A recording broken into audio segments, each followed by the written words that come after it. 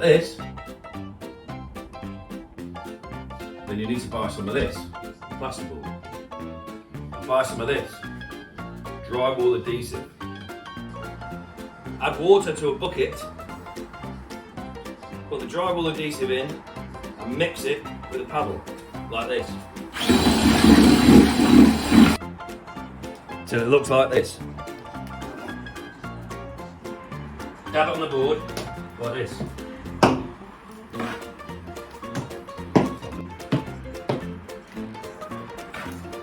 Stick it on the wall like this. If the plasterboard's too big, cut it.